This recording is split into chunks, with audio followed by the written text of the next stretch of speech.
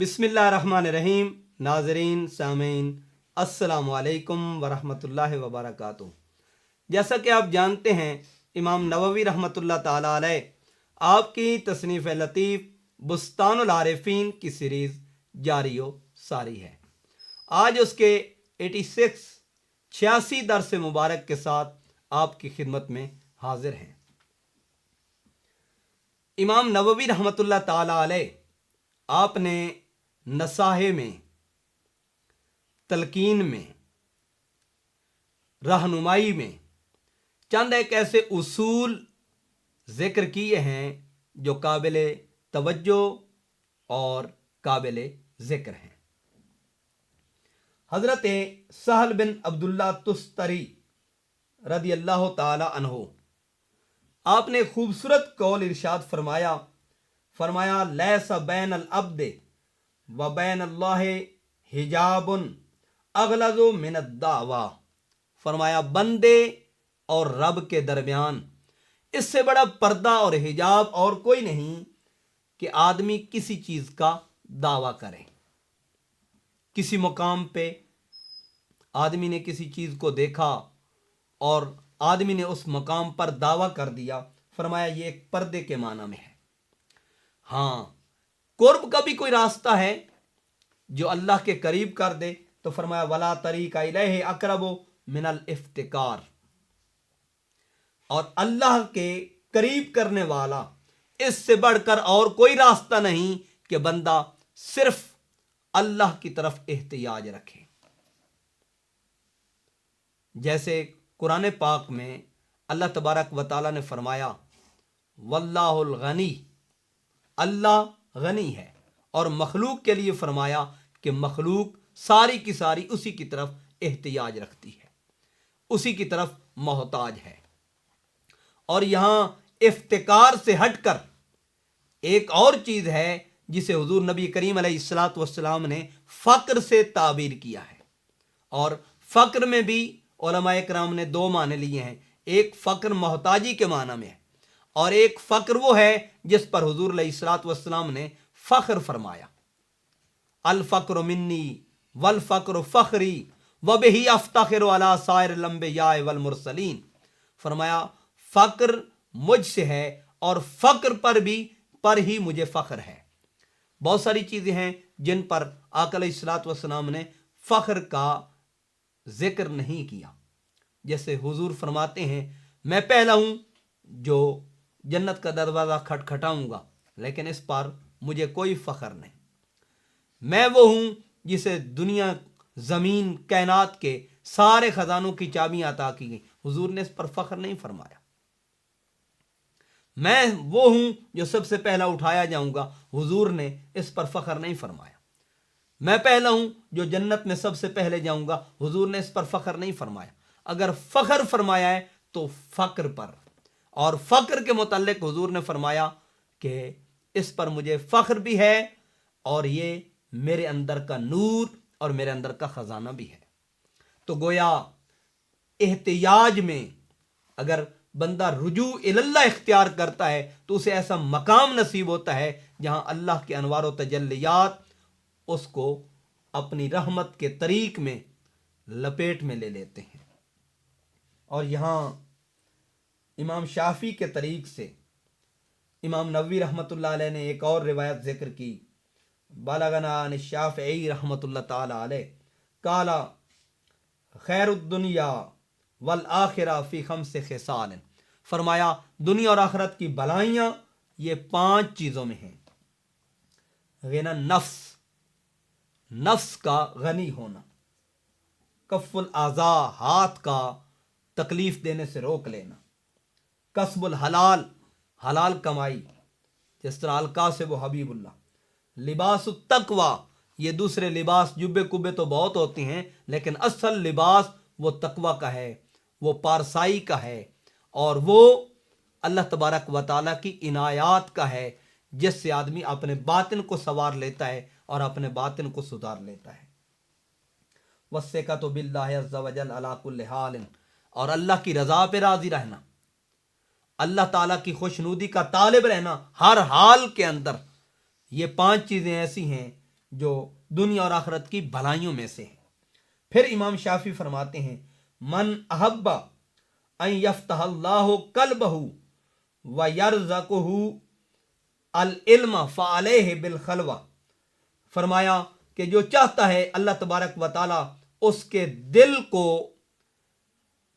بھر دے، اللہ تبارک و تعالیٰ اس کے دل کے قفل کو کھول کے اسے مالا مال فرما دے اور اسے علم کی دولت سے وافر مقدار میں رزق عطا فرمائے۔ فرمایا فعلیہ بالخلوہ، اس کے لیے ہے خلوت گزینی، خلوت نشینی، وقلت العقل، اور اس کے لیے ہے کھانا کم کھائے، وترک مخالطۃ السفہاء، اور بے وقوفوں کی صحبت کو چھوڑ دینا۔ وبعض اہل العلم الذین لیس معہم انصاف، اور ایسے لوگ جو علم کی تعلیم سے ظاہراً آراستہ بھی نظر آتے ہیں لیکن ان کے پاس انصاف کی دولت نہیں، ولا ادب، اور ادب کی دولت نہیں، فرمایا ان کی صحبت سے بچنا، یہ بندے کے دل کو فراخی عطا کرتا ہے اور علم کے رزق سے، علم کی دولت سے اللہ تبارک و تعالی اسے مالا مال فرما دیتا ہے۔ پھر امام شافعی فرماتے ہیں انفع الذخائر التقوی، کہ سب سے بہترین ذخیرہ وہ تقوی ہے، وہ زہد ہے، وہ پارسائی ہے۔ وَأَدَرُّهَا الْأَدَوَانِ، اور سب سے نقصان دہ چیز وہ سرکشی ہے، وہ نافرمانی ہے، وہ روگردانی ہے اللہ کے امور سے، دین سے، شریعت سے، اور اپنے باطن کی طہارت اور پاکیزگی کے حصول سے روگردانی کرنا، یہ سب سے زیادہ نقصان دہ چیز ہے۔ پھر امام شافعی رحمۃ اللہ علیہ فرماتے ہیں افضل الاعمال ثلاثۃ، سب سے افضل ترین اعمال وہ تین ہیں۔ فرمایا ذکر اللہ تعالی، پہلا عمل اللہ کا ذکر، ومواسات الاخوان، اور بھائیوں کے ساتھ، دوستوں کے ساتھ، تعلق داروں کے ساتھ رواداری کو اختیار کرنا، وانصاف الناس من نفسک، اور اپنے جی سے لوگوں کے ساتھ انصاف کرنا، لوگوں کے امور کو، لوگوں کے معاملات کو قرآن و سنت کے دائرے میں رہتے ہوئے طے کرنا۔ یہ تین چیزیں ہیں جو سب سے اعمال کے اعتبار سے افضل ترین عمل کے اندر شامل ہیں۔ پھر امام شافعی فرماتے ہیں رحمۃ اللہ علیہ لا یعرف الریا الا مخلص، ریا کو صرف مخلص پہچانتا ہے، جس کو اللہ اخلاص کی دولت عطا فرماتا ہے، جس کو اخلاص کے راز اور رموز سے اللہ تبارک و تعالی آگاہ فرماتا ہے، وہی ریا کو پہچانتا ہے۔ اور آپ جانتے ہیں اعمال ریا کے نتیجے میں تباہ و برباد ہو جاتے ہیں۔